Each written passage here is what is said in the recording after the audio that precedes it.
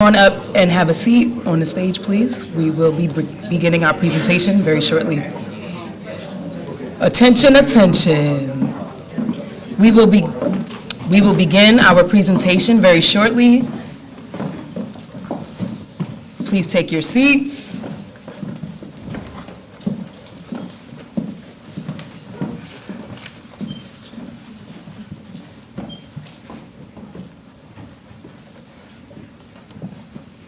Good evening and welcome everyone to a community collaboration in celebration of Women's History Month. This month provides an opportunity for us all to honor the countless generations of trailblazing women who have molded our world, pushed our progress, and challenged our processes. Women like Fannie Lou Hamer, who was an outstanding contributor to society through her work for civil rights of African Americans. Her resilience and leadership could not be suppressed through the often life-threatening circumstances that tried to stand in her way. Today, I am proud to see women every day standing up for systems that are fair, for systems that respect its citizens, and hear our voices. Women like our current Speaker of the House, Joanna McClinton, continuing to make history with passion, education, and outstanding work. The hard work, actually, that is uncomfortable to do. Women like our local leaders, professionals, historians, mothers, students, and mentors who are constantly working to create sustainable futures for their families and communities by doing this hard work. Women who create homes full of respect and value and show up every day for those they love. And to the women who are struggling to make ends meet and you continue to show up for yourselves even when you want to give in. Women who come from all walks of life, creating the momentum for us to stand up for each other. We are to be celebrated every single day.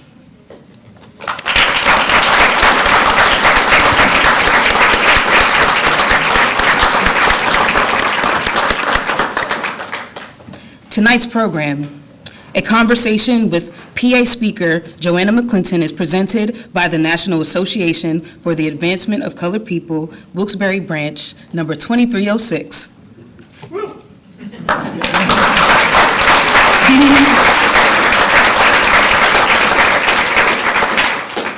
In collaboration with our partners, community partners, strong community partners, ActtionTogether and NEPA,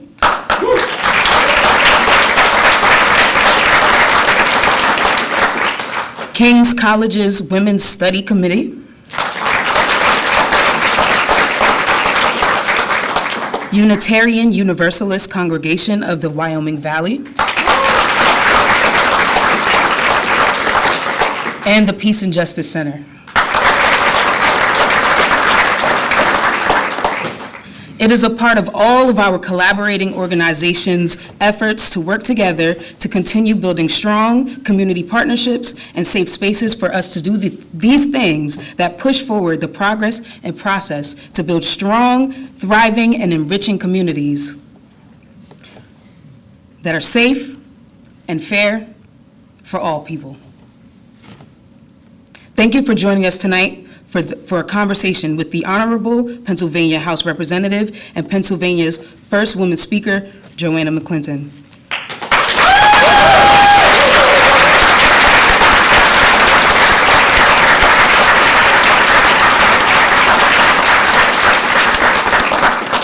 I now welcome my fellow NAACP Executive Committee member and Executive Director of ActtionTogether NEPA, Alicia Hoffman Mirilovich, to the podium.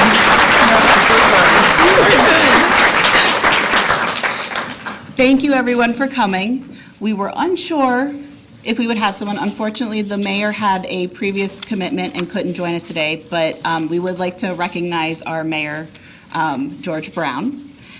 And that said, we would also like to recognize, and I get the pleasure of introducing, unfortunately, he's no longer my representative, but, because of redistricting, but the gracious Eddie Day Pashinsky, who has helped us so much in this city and build things. So I would like to introduce Representative Eddie Day Pashinsky.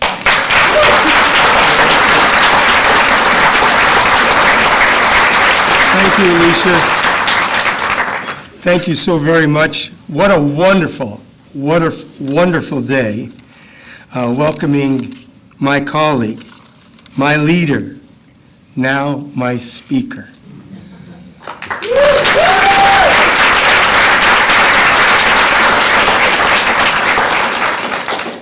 Just a few things. It was such a pleasure knowing Representative McClinton. We had many conversations about things that we care about. And during those conversations, it was obvious that this was a very bright young woman, a woman that was very well prepared for a whole bunch of things no one even imagined the speaker thing. A good person, freedom for all, of, by, and for the people. From those times that I've had the meetings with her, I knew immediately that this young lady was destined for great things. Just like so many young ladies that may be in this audience, or your daughters, are destined for great things. She's the perfect example of what can happen when you work, you have a dream, you develop a plan, and you do it. This young lady went to LaSalle. She got a degree. She got involved in a few political science classes, which definitely stimulated her to become a lawyer. She went to Villanova University and got her law degree. Once getting her law degree, she then began working in the Philadelphia area, working as an assistant defender, eventually becoming, I think you were in charge of a whole bunch of things. But the bottom line was, she then also became a part of Senator Williams. Senator Williams was one of our great senators who definitely was a great deal of notoriety as someone who did in 2015 that she became a part of the House. And then, a year or two later, she became our leader, our Democrat caucus leader, first female. And now in 2023, she becomes the first woman in 247 years. 247 years. Some of you might remember that.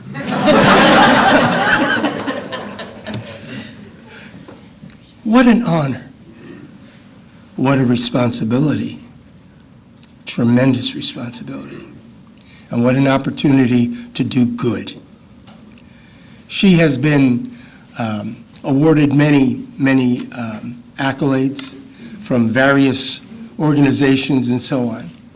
But it is indeed my honor, to introduce to you the first woman, and yes, this is, ladies and gentlemen, would you give a warm Northeastern PA welcome to my very good colleague, someone who I love and honor dearly, the Speaker of the House, Speaker Joanna McClinton.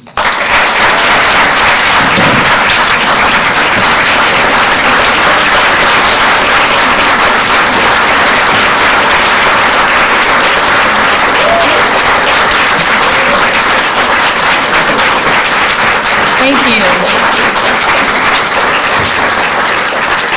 Thank you so very much. Like all of us in big cities, I was a little lost I'm like, there's the business school, but I bet that door doesn't open. I'm so appreciative to this amazing team for organizing this. If we could thank the organizers for the NAACP and all of the partners, thank you so much.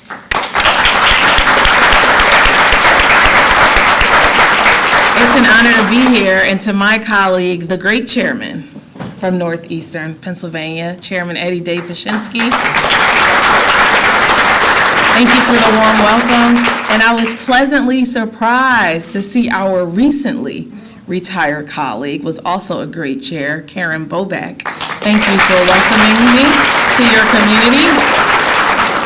It is great to be here today. Women's History Month comes once a year, so what a blessing and honor for right before Women's History Month to be able to join the ranks in our change for them in Harrisburg, but to my colleagues, the House Democratic Caucus and the House Republican Caucus, because now I've gone from being at one podium where I was happy to be our caucus's cheerleader to representing the entire institution. So I'm grateful to be here, and I'm very, very excited about all of the women's history that's to come.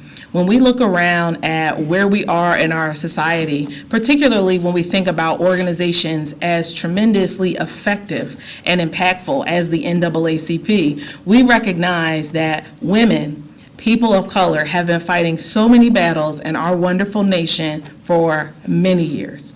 And I'll tell you, there sometimes is interesting, there's this, when we look at the challenges that we face in our Commonwealth, some of the biggest challenges we have, particularly as it relates to equity and inclusion and respect for all humanity, and to the value systems that have been instilled in us down through the years. When I think about the work of NAACP, I think about the fact that my grandmother, she's now deceased just last September, but when she was living, I would often ask her, especially the older she got, do you remember living in segregated North Carolina when you were able to vote? And she would always respond, I can't tell you what year it was, but it wasn't until they let us vote. It wasn't until they let us vote. And those words of my grandmother, who passed at 91 last September, will always remain with me, because it's amazing. In the land of the free and the home of the brave, there have been so many barriers to so many. And now in 2023, we recognize that our work is not done as it relates to defending democracy, to protecting the sacred right to vote, to making sure that there are opportunities, liberty, and justice for all. That's something we recite every single time we say our pledge. And in the House, we're blessed to say it every day.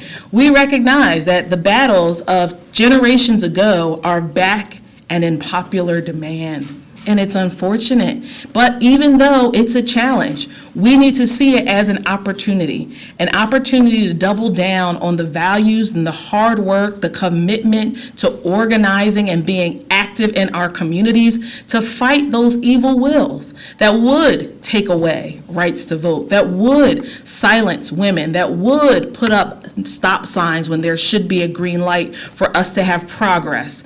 We recognize that with every opportunity for us to be organized, for us to participate in elections, for us to be able to let folks know what our values are and defend them, for us to be able to take a little bit of our busy schedules and give back and work with groups like the ones who've hosted this afternoon's forum, we can really work together for there to be continued change and continued freedom. We don't want 100 years from now for them to say, well, then in 2050, everything went back to how things were, or things got worse, or suddenly there were more laws that just hurt people and restricted folks' rights instead of expanding on rights. So I'm grateful to be in the position as the first woman to do this job, but I recognize it has to be more than a title. It can't just be, oh, she made history, clap, clap, clap. No, I don't know what's guaranteed, but for the breath that God gives me, for the time we have in this term, I'm determined not just to have made history, but to have made a difference and an impact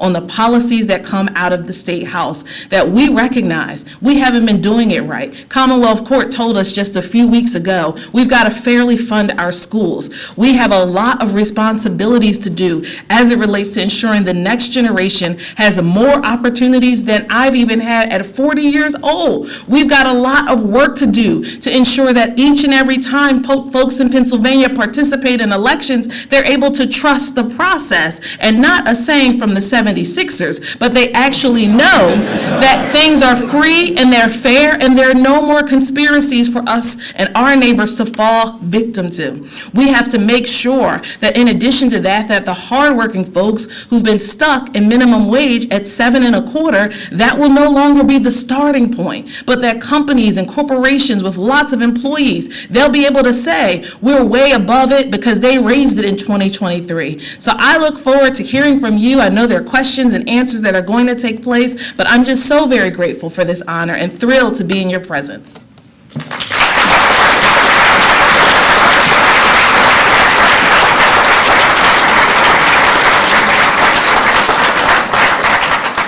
So on behalf of all of the co-sponsors, thank you for everyone who registered and submitted questions.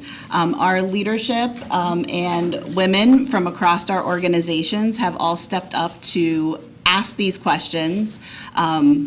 So I actually have the first one. Look at that. A 2022 study by the PA Maternal Mortality Review Committee found that the mortality for pregnant people is 82 per 100,000.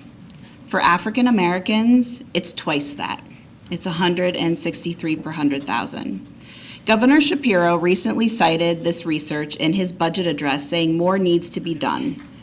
How can the state legislator be proactive in reducing maternal mortality rate among women of color in Pennsylvania? I'll leave it here. I don't know.